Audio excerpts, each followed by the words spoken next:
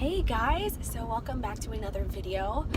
So today I am doing a video all about paying my bills. Today is November 30th, and usually with my husband's direct deposit, because we have USAA, he gets his paycheck a day earlier. Usually, I guess military, they get paid on the 1st. We're supposed to get paid on December 1st, but we get paid November 30th. So that's kind of nice. So we get a day earlier to pay our bills for the month of December. So yeah, right now I am heading to the ATM to pull out money for our cash envelopes. And if you guys saw my budgeting video for the month of December in my bullet journal, I am pulling out $250 for groceries, $20 for haircuts, and $20 for household. Usually at the ATM, you can only pull in $20 increments. So I am planning on pulling out $300 instead of $290. So it's only a $10 difference, but that's okay because that's gonna pull from our miscellaneous anyways. And then after I pull cash from the bank, I'm gonna go home and I'm gonna pay my bills, and you guys are gonna see like the actual numbers. So yeah. Okay guys, so I am back home. I have my laptop with me and I have all the accounts open with all the actual amounts, and then I have my bullet journal with all the bill information and my budget.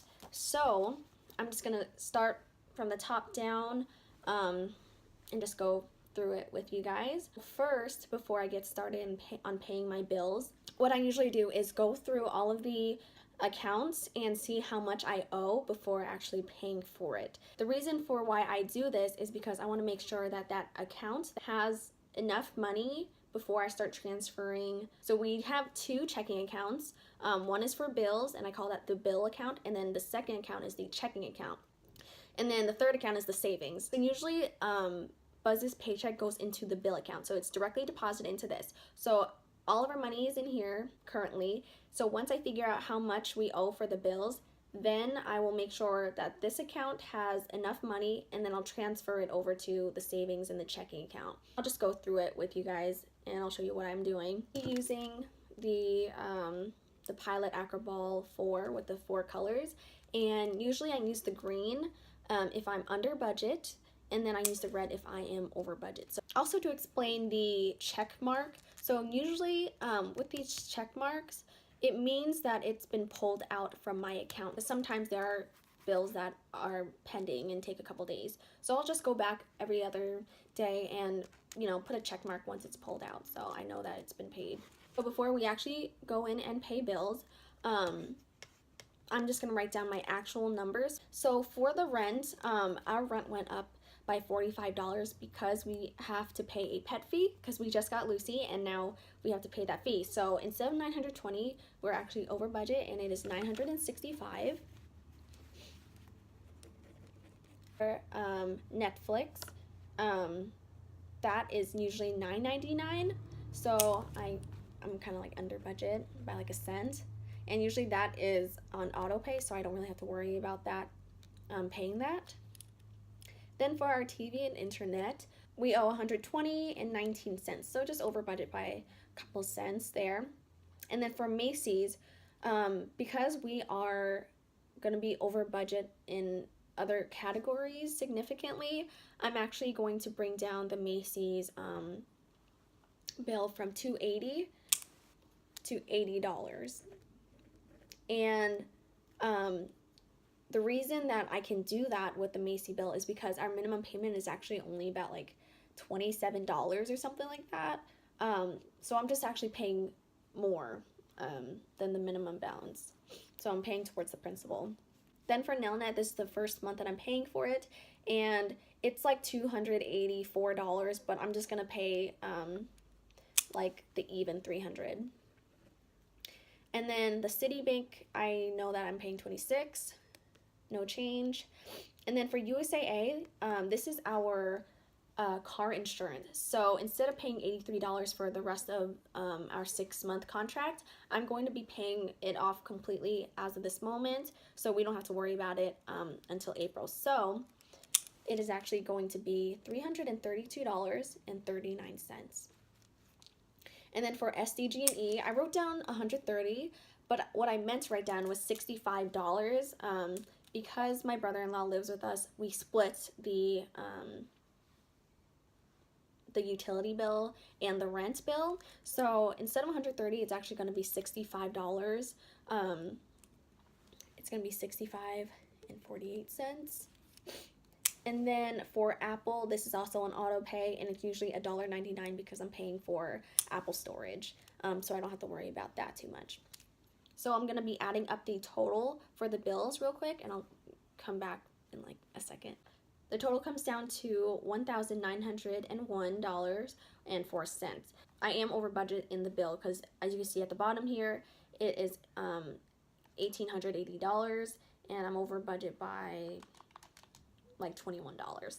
So not too bad with all these changes. So now that I know how much I owe for bills, now I can go ahead and start transferring money in our account.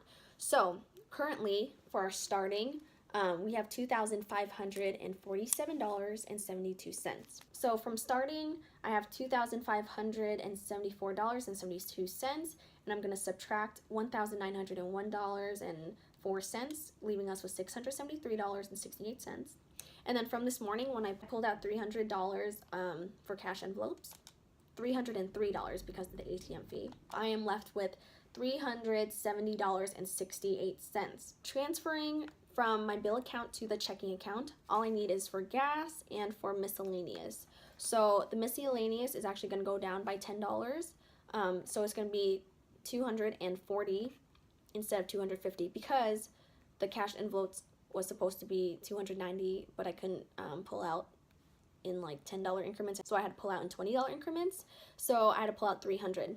So that just pulled out for the miscellaneous. I'm only going to be transferring $240 instead of $250. I have $130 left, and then I can go ahead and put that all into my savings. So I have $50 for Zach and Amber, which is the wedding gift, and now our ending total will be $50.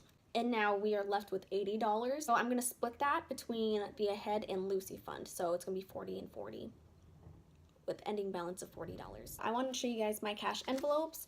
They're nothing special. They're these envelopes that I had left over from when I was sending out thank you cards.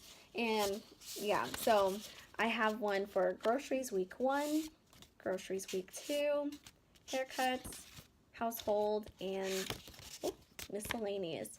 So the reason why I divided groceries into week 1 and week 2 instead of just one grocery envelope is because I know me, and if I have extra money, I might spend it. So that's why I have to make sure, like, hey, this money is for this week's groceries, and this is for next week's. Don't touch it, you know? Instead of like, oh, I have extra money, so I'm going to spend it all on food.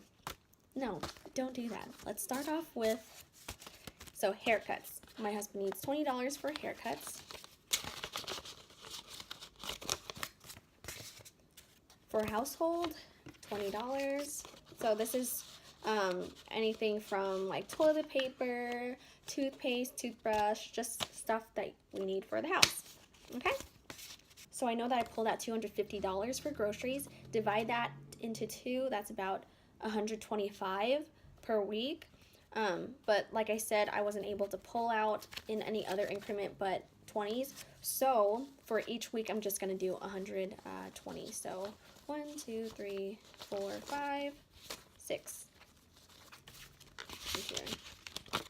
And I actually upped our grocery budget. At first, we had it at $200 for 2 weeks, and I noticed that we have been like struggling to do that, and then we would end up using, a credit card to pay for food for the rest of the week. So I just upped it by like $25, which isn't bad.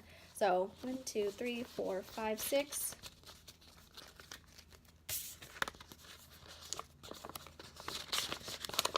And then I have an extra 20 that goes into miscellaneous, just like that. So I have all of my envelopes just like this, and my husband knows where it's at, so he can pull money from like haircuts if he needs, from the miscellaneous. Well, he's gonna need this because he's going out tonight. That's basically about it on how I pay my bills and how I make sure I don't, you know, overspend or accidentally overdraw. And not have enough money to pay bills. And I hope you guys enjoyed this video. I'll be sure to make another one in a couple weeks for the December 14th budget. I'll also give you guys an update on this billing cycle. So yeah, I'll see you guys in my next video. Bye guys.